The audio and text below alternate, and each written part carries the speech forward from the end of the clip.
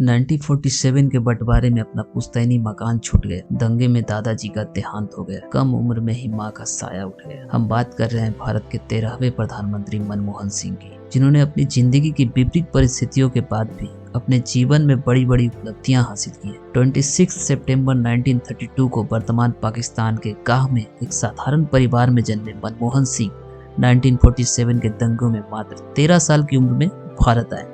कम उम्र में मां के गुजरने के बाद से उनका लालन पोषण उनकी दादी जमुना देवी ने किया। 1952 में पंजाब यूनिवर्सिटी से बीए इकोनॉमिक्स और 1954 में एमए इकोनॉमिक्स की डिग्री हासिल की। 1957 में कैम्ब्रिज यूनिवर्सिटी से इकोनॉमिक्स ट्रिपोस की पढ़ाई पूरी की और 1960 में ऑक्सफोर्ड यूनिवर्सिटी से डीफिल किया। भारत आने के बाद उन्होंने as a lecturer Punjab university में काम किया। 1966 से 1969 तक वे यूएन में कार्यरत रहे। बाद में 1972 में मिनिस्ट्री ऑफ फाइनेंस में as a chief economic adviser के रूप में काम किया और 1976 में सेक्रेटरी बने। 1982 में आरबीआई के गवर्नर नियुक्त किए गए। 1990 में पीएम चंद्रशेखर के इकोनॉमिक अफेयर्स एडवाइजर के रूप में रहे। 1991 में यूजीसी के चेयरमैन नियुक्त किए गए।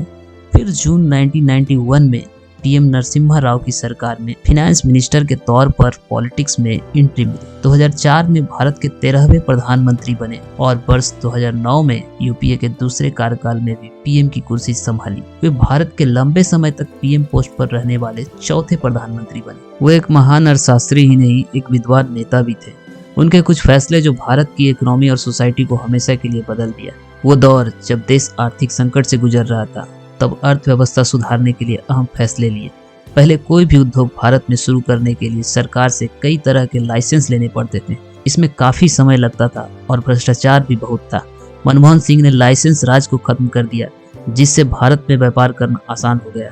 इंपोर्ट एक्सपोर्ट पर लगे प्रतिबंधों को कम कर दिया। देश में विदेशी कंपनियों को निवेश के लिए प्रोत्साहित किया, जिससे देश में न्यू टेक्नोलॉजी और रोजगार बढ़ा। अर्थव्यवस्था मजबूत हुई। वर्ष 2005 में उन्होंने national rural employment guarantee act NREGA लागू किया। इस योजना के तहत ग्रामीण इलाकों में हर परिवार को साल में कम से कम 100 दिन मजदूरी की गारंटी दी गई और सरकार 100 दिन का काम नहीं दे पाती तो बेरोजगारी भत्ता देना पड़ता। बाद में इस योजना का नाम बदलकर Mahatma Gandhi national rural employment guarantee act मनरेगा कर दिया गया। 7 में 2005 में आरटीआई एक्ट लागू किया गया। यह लोकतंत्र के लिए एक अहम फैसला था, जिसने आम आदमी को सवाल पूछकर जानकारी लेने का अधिकार दिया।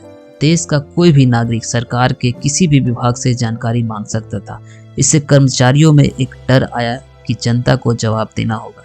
वर्ष 2009 में उनके कार्यकाल में ही आधार कार्ड लाया गया, जो आज तमाम कामों के लिए एक महत्वपूर्ण डॉक्यूमेंट के रूप में यूज किया जाता है। देश के प्रधानमंत्री होने के बावजूद भी वह जमीन से जुड़े हुए व्यक्ति थे। वर्तमान में बीजेपी नेता असीम अरुण, जो 2004 में उनका बॉडीगार्ड रहे, कहा कि उनकी पसंदीदा कार मारुति 800 थी, जो पीएम हाउस में काली BMW के पीछे खड़ी रहती थी। मनमोहन सिंह जी कहते थे, मुझे इस कार में चलना पसंद नहीं, मेरी गाड़ी तो मारुति है।